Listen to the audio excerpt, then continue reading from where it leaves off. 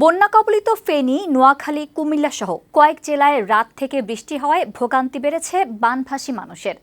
নদ নদীর পানি কমতে শুরু করলেও নিম্নাঞ্চলের অনেক এলাকা নতুন করে প্লাবিত হয়েছে। নোয়াখালীর কোম্পানিগঞ্জে পানির তোড়ে মুছাপুর স্লুইস গেট ভেঙে গেছে। এতে প্লাবিত হচ্ছে কুমিল্লা ও নোয়াখালীর কিছু এলাকা। যেসব এলাকার পানি কমেছে সেসব এলাকার ঘরবাড়ি ও রাস্তাঘাটের ক্ষতচিহ্ন ফুটে উঠেছে। বিস্তারিত জানাচ্ছেন ফাহিম মোনায়েম। ভয়াবহ বন্যায় পানিবন্দী দুর্গম এলাকার বহু মানুষ এখনও আটকে আছেন। দিনরাত জীবন বাজি রেখে তাদের উদ্ধারে কাজ করছে স্বেচ্ছাসেবী সংগঠন, শিক্ষার্থী ও সাধারণ মানুষ। উজান থেকে নেমে আসা ঢলে পানিতে তলিয়ে থাকা জনপদের মানুষের নতুন করে ভোগান্তি বেড়েছে রোববার রাত থেকে চলা বৃষ্টি। ফেনীর পরশুরাম, ফুলগাজী আর ছাগলনাইয়া থেকে পানি নামায় বেরিয়ে আসতে শুরু করেছে ক্ষত। প্রত্যন্ত এলাকায় দেখা দিয়েছে ত্রাণ সংকট। অবশ্য পানি নেমে যাওয়ায় ঢাকা-চট্টগ্রাম মহাসড়কে যানজট চলাচল শুরু হয়েছে সীমিতভাবে। জেলা প্রশাসনের হিসাবে এখন পর্যন্ত ৩০,০০০ মানুষকে উদ্ধার করা হয়েছে।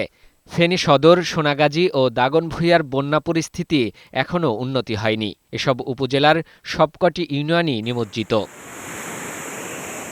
প্রবল বর্ষণ ও উজানের ঢলে নোয়াখালীর কোম্পানিগঞ্জ উপজেলার মুছাপুরে পানি উন্নয়ন বোর্ডের স্লুইস গেট বা রেগুলেটর ভেঙে গেছে। সোমবার সকালে পুরো রেগুলেটরটি বানের জলে ভেসে যায়। এতে নোয়াখালীর কোম্পানিগঞ্জ, কবিরহাট এবং ফেনীর সোনাগাজী ও দাগনভূঞা সহ আশপাশের এলাকার মানুষ আতঙ্কে আছে। বাড়িঘর ছেড়ে নিরাপদ আশ্রয়ে গেছে এসব এলাকার মানুষ।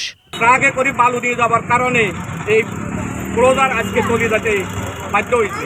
ক্লোজারের সুইচটা ভাঙার কারণে এই পশ্চিম চন্দ্রবেশ এবং সোনাগাজী, কোম্পানিগঞ্জ, মুছাপুর, বাংলা বাজার, চৌধুরী বাজার এগুলো সব ভাঙে যাবে। এদিকে বৃষ্টিতে সেনবাগ, সোনাইমুড়ি, চাটখিল উপজেলার নতুন এলাকা প্লাবিত হয়েছে। এসব এলাকার মানুষদের দিনরাত কাটছে দুর্ভোগে। মেঘনার পানি বৃদ্ধি পেয়ে হাতিয়ার, ঘাসিয়ারচর, নিজুম দ্বীপও জলমগ্ন হয়ে পড়েছে। মুষলধারে বৃষ্টির কারণে লক্ষ্মীপুরেও বন্যা পরিস্থিতির অবনতি হয়েছে।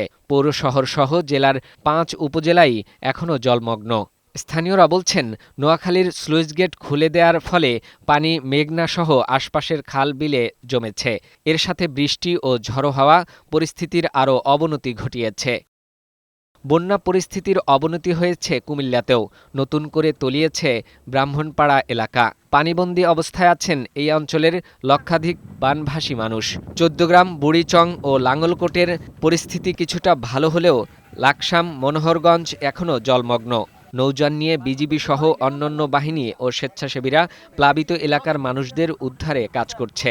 জেলা প্রশাসনের হিসেব মতে জেলায় ৭.৫ লাখ মানুষ পানিবন্দী আছে। কুমিল্লা পুরোপুরি এলাকায় বেড়িবাঁধ ভেঙে গেছে। ঘরের ভিডিওর উপরে তো হাঁটু পানি, তো এখন আমরা অনেক কষ্টে দুর্ভোগে আছি। অবস্থা আরো ভয়াবহ। চট্টগ্রামের সার্বিক বন্যা পরিস্থিতির উন্নতি হচ্ছে।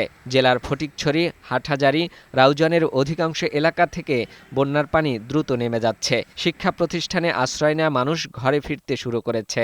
বন্ধ হয়ে যাওয়া সড়ক যোগাযোগ আবার চালু হয়েছে। বৃষ্টিপাত না হওয়ার কারণে মৌলভীবাজারে বন্যা পরিস্থিতির অনেকটা উন্নতি হয়েছে।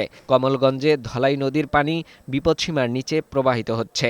ভেসে উঠছে রাস্তাঘাট, ঘরবাড়ি ও ফসলের ক্ষতচিহ্ন। ফাহিম মোনায়েম, বৈশাখী সংবাদ।